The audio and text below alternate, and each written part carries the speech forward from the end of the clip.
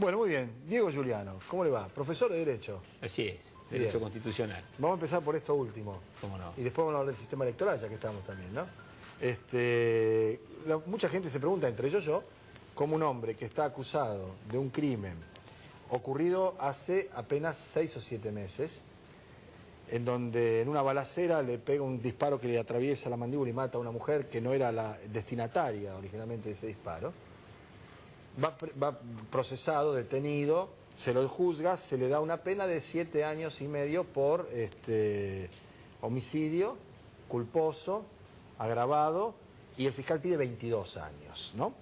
El caso está en una instancia de apelación, pero le dan arresto domiciliario, se va a la casa, ¿no? En una de esas maniobras, digamos, violatorias del arresto domiciliario, que yo no sé si era la primera o la única, ha sido víctima de un accidente, tratando de esquivar un retén de motocicleta, de los operativos que está haciendo la municipalidad con la policía, evidentemente porque iban a tomar nota que estaba violando efectivamente el arresto domiciliario, ¿no? Y muere. ¿Acá qué falla? ¿Es el juez? ¿Es la ley? ¿Es la estructura? Porque algo no anda bien. Así es. Hay varias cosas que fallaron. En primer lugar, el abuso de la prisión domiciliaria. Yo creo que primero, para que haya una prisión domiciliaria tiene que haber domicilio. Si esto lo dice el propio sentido común. Tiene que haber un lugar constituido con un asiento de la persona, en primer término. En segundo término, ¿en qué caso se da prisión domiciliaria? Pero acá no había un domicilio asentado, no sabían dónde tenía... Bueno, lo que se está viendo es que en función de la ausencia de control de parte de las autoridades administrativas que tienen que controlar esto. Claro. Acá hay una dirección específica en el Ministerio de Justicia que debe controlar esto. Tiene que estar en tal lugar, como cuando estuvo preso Menem con arresto domiciliario, estaba en una quinta que se conocía en Provincia de Buenos Aires, entonces sabían que estaba ahí. Así es, en el caso de él era muy público, si se movía y salía, obviamente se iban a dar cuenta, ¿verdad? Pero tiene que haber un sitio concreto, tiene que haber una forma de controlar permanente. Esto no se ha hecho, está claro, ha fracasado el sistema. Y le digo más, ¿cuándo se puede dar una prisión domiciliaria? La legislación nacional es muy clara. Tiene que ser un enfermo terminal, una persona mayor de 70 años, una mujer embarazada o una mamá que esté a cargo de niños menores de 5 años. Bien, ¿y la característica del delito también juega en esto? Porque Por si supuesto. vos dejás libre a alguien que ha sido, digamos, causante de un homicidio, no es lo mismo que dejar a alguien que libra cheque sin fondo. Tienen que ser delitos que no tengan más de 2 años de prisión y que además tienen que ser situaciones en donde no haya reincidencia. Bien. Es decir, acá en la provincia de Santa Fe lo que se está observando es un abuso de la prisión domiciliaria en relación a varias cosas. Una puede ser la falta de infraestructura en donde contener los procesados. Sí, no sabemos dónde meter los presos, digamos. Eso puede ser. No se sabe dónde meter los presos y los procesados, sobre todo, que no deben estar en el mismo sitio de los condenados. Exactamente. Porque fíjese cómo termina este caso de Córdoba. Termina con pena de muerte. Termina matándose en un accidente de tránsito para evadir un control de tránsito ordinario de la ciudad de Rosario. Es decir, que también aquellos que creyeron que le resolvían un problema, en realidad se no generó otro. Ahora, Diego, el tema de las tobilleras, pues yo me acuerdo que en algún momento se habló de las tobilleras que te la ponían, obviamente, el tobillo con una señal que emite un sonido, con un GPS, que vos sabés dónde está el tipo.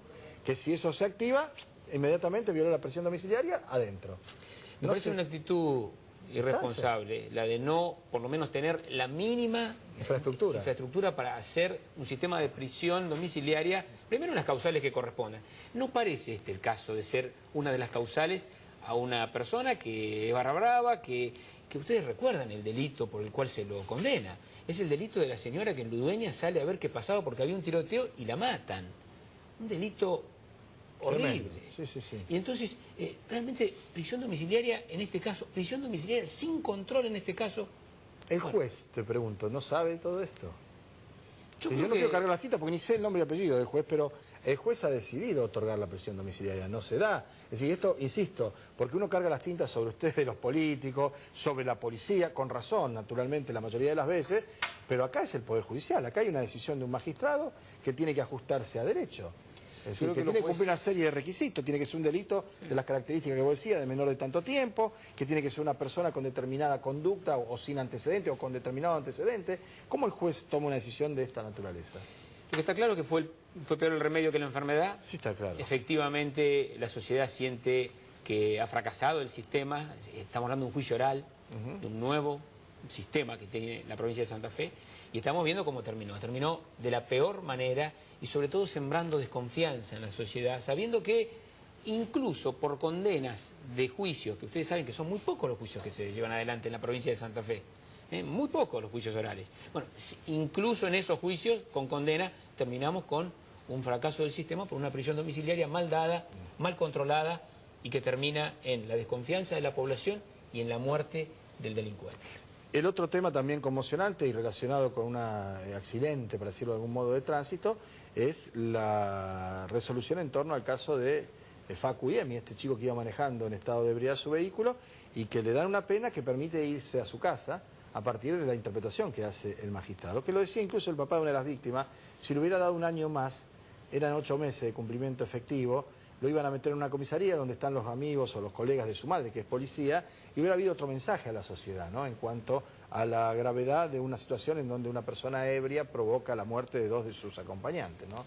Es otro caso impactante, ¿no? Sí, claro. ¿Por qué? Porque se trata de justamente un caso en donde no solamente se discute el homicidio culposo, sino que también se discute de la manera en que se levantaron las pruebas y de la manera en que se manipularon todo lo que son las evidencias del caso, por la relación entre el conductor y la madre, que es perteneciente a la fuerza policial. Es decir, hay una cantidad de dudas abiertas y creo que a este caso todavía le falta una parte muy importante, no solamente la condena que ya está dada, sino también el análisis de la investigación, de cómo se llevó adelante la investigación. Porque mire, la situación de injusticia que significa la muerte de un hijo, en el caso se agrava enormemente por las condiciones en que se produjo y por la forma en que el Estado reaccionó, no probando lo que tenía que probar. El control de alcoholemia, con 1 mililitro de sangre que no permitió que se analice si había o no alcohol en sangre, una cantidad de cuestiones que han sido bochornosas. Diego, cambiamos de tema, dejamos esto, nos metemos en lo que abría el programa y a propósito de la conferencia del gobernador, el recuento de votos, escrutinio provisorio, escrutinio definitivo y demás, el sistema de boleta, ¿no? Esto tiene un aspecto jurídico también, con niveles de responsabilidad. El escrutinio tiene una reglamentación por ley, es decir, no es que se reunieron 5 o 6 jefes o apoderados del partido político y dijeron, bueno, vamos a hacer un escrutinio provisorio. Hay una ley, tiene rango constitucional, ¿cómo es esto? Hay una ley provincial que ha sido muy interesante. Esta ley permite anticipar el escrutinio definitivo. Bien. Y entonces, ¿qué es lo que hace? Carga datos de mesas hasta generar, yo diría, una encuesta perfecta. ¿Por qué? Porque se carga hasta el 85, el 90% y luego se hace un corte. El problema de este escrutinio provisorio es que se ha faltado a la realidad. Es decir, no se ha dicho lo que era verdad, se ha mentido. Porque se ha dicho que se habían cargado el 100% de las mesas y efectivamente no fue así. Realmente parecía raro. Yo a las 4:40 más o menos, cuando estaba 4:54 terminaron. Bueno, yo miraba 100%. Ahí metieron 100%, a dormir. Terminó. 100% clausuraron la cuestión. Y esto tiene varias interpretaciones. No solamente las jurídicas, también lo que significa el impacto de un escrutinio provisorio. Yo creo que allí cortaron la película antes de que termine y le pusieron el cartelito de fin antes de que la película cierre, porque hay una responsabilidad institucional en esto. ¿Quién es el que conduce técnicamente? No, pero sí políticamente el escrutinio provisorio y el Poder Ejecutivo.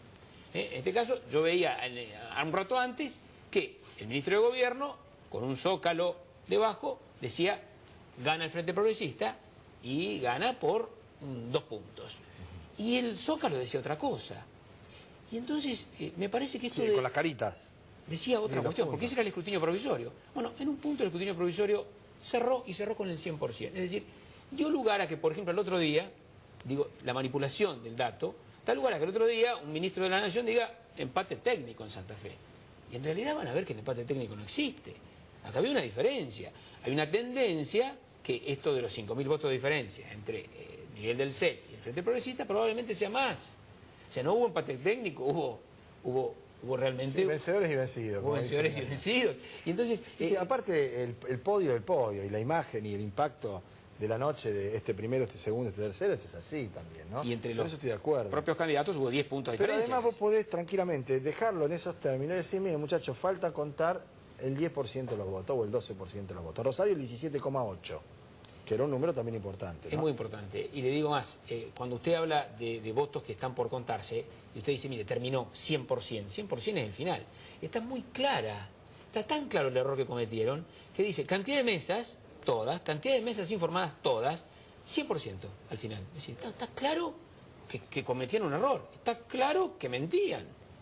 Entonces, esto de la excesiva transparencia, que yo he escuchado su introducción, la verdad que usted no puede decir somos excesivamente transparentes, porque es como si usted dice soy excesivamente humilde. O estoy excesivamente embarazado. ¿Uno está embarazado o no está embarazada? O una mujer humilde, embarazada, vamos a decirlo bien. El que se dice excesivamente humilde no es humilde, claro, el que se dice excesivamente bueno no es bueno, otra cosa. En este caso, yo lamento que hoy se haya sembrado también una desconfianza, no solamente sobre lo que es el recuento y el impacto que generó el recuento, sino también sobre el sistema electoral de la provincia. ¿Qué hacemos?